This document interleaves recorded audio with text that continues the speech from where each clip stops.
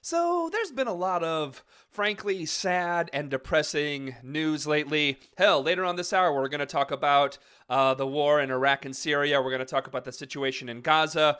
So, get ready, folks, to be outraged and sad in a little bit. But I actually want to take a couple minutes here at the top of the hour to talk about a couple of examples of people and groups fighting back against how horrible things are.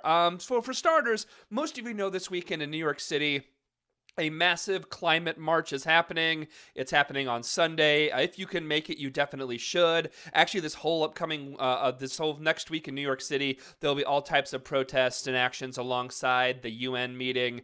On Monday the 22nd, the day after the climate march, there's going to be a giant action called Flood Wall Street, where activists are going to do a massive show of civil disobedience. They're going to sit in and try to actually shut down the traffic all around Wall Street. So if you live in New York or around New York, or you can make it to New York for these upcoming actions, you definitely should.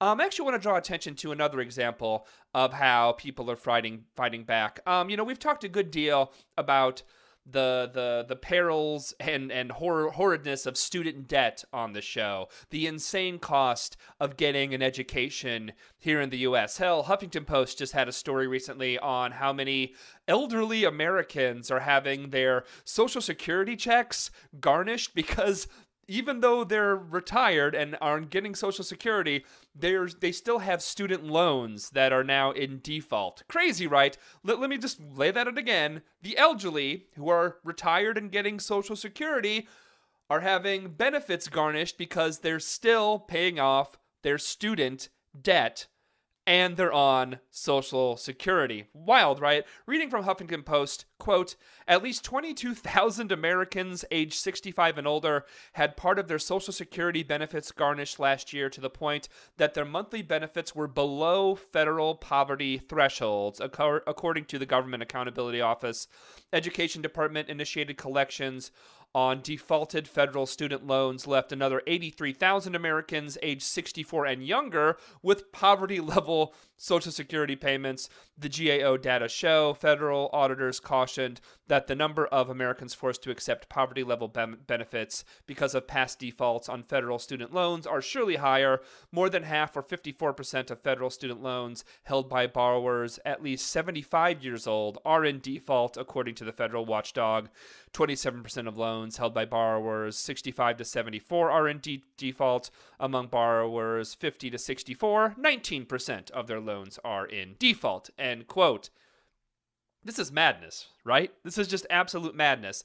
That here in America, a society where we pound into children's heads the idea that if you want to succeed, you need to get a college education. That's part of the American dream. You're going to go up, you're going to go to college, and then you're going to get a good job. That here in America, when that is what we pound into children's heads, that you need to go to college, that we make college education so unbelievably unaffordable that you leave college not only with massive debt that you need to pay off in the next 10 years, but debt that people are paying off into retirement. Some of these people are going to have this debt until the day they die, where probably it's going to get passed on to their relatives and stuff and their offspring. It's like, so you leave college with a massive debt, then you can't get a job, even though society said go to college, you're going to get a good job, and then you can't get a good job back to pay the debt back. It's so maddening, right? This cycle. It's insane. Well, you may remember a while back, we covered the Rolling Jubilee movement, which was an offshoot of the Occupy Wall Street movement. By the way, this last Wednesday was the anniversary of Occupy Wall Street, so happy anniversary to all my Occupier friends out there. But anyway, Rolling Jubilee bought a bunch of debt, specifically medical debt, for pennies on the dollar, and then forgave that debt. They, millions of dollars of people who had medical debt were bought up and forgiven by these activists who raised a small amount of money and were able to buy off a lot of debt for pennies on the dollar, which again kind of goes to show just how much debt is a scam in some ways, where where you incur so much debt, but then debt collectors can buy it for like pennies. It's crazy. Well, anyway, Rolling Jubilee and Strike Debt have a new offshoot, and it's called the Debt Collective. And they had a press release about a new action they're doing. Quote, pardon me. On the third anniversary of Occupy Wall Street, the Rolling Jubilee has, for the first time ever, bought and abolished student debt $3,856,866.11 of student debt owed by 2,761 people across the United States. I'm going to pause there for a second, but isn't it just wild that like close to 3,000 people have like $3 million of debt? Isn't that just that's madness that it's cost that much? Going back to the writing by the Rolling Jubilee's debt collective, quote, "The project highlights the injustice of having to go into debt for things that should be publicly provided, like healthcare and education. This is the fourth announcement by Rolling Jubilee, which has abolished over 15 million of medical bills for thousands of people across the U.S. since the campaign was launched and went viral in November 2012, end quote. So, great bit of activism, right? Again, abolishing almost $4 million in student loan debt. They're buying, again, this debt for pennies on the dollar and giving these people, 3,000 people almost a new chance and getting them out of the debt. Really great stuff. Unfortunately, the group explains that they're actually limited what they can actually do when it comes to student debt.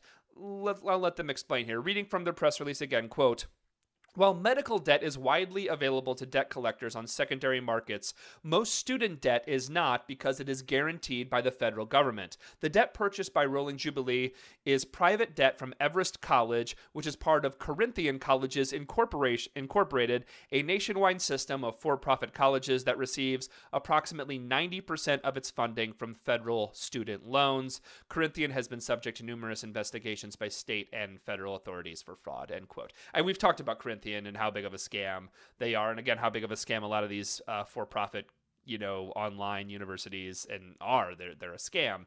But again, so because this debt is from a for-profit college, this group, the activist group, can actually buy up the debt for pennies on the dollar and abolish it. And most student loan holders, frankly, aren't that lucky, right? But the point of the group is that they shouldn't need to be, right? I mean, public education should be free. Public universities and community colleges should be free. That is what what we say that you're supposed to do in America. You're supposed to go to college, get a good education, and just the idea that we're creating and created, this is happening right now, we've created a society of indentured servants who leave school with tens or even hundreds of thousands of dollars in debt. I'm sorry, that's no way to run a society. It's frankly immoral, and it's nuts. It is a horrible way to run a society. So this Occupy offshoot, which is now called the Debt Collective, is trying to do something about it. So, again, whenever things look bad, and they do, we're going to talk about bad stuff in just a second here, just look at these activists. Look at them, look at the climate activists, and know that, while things certainly are bad and they are depressing, there are small actions that these groups are doing to show that a better world is possible if we're just willing to fight for it. We'll be right back.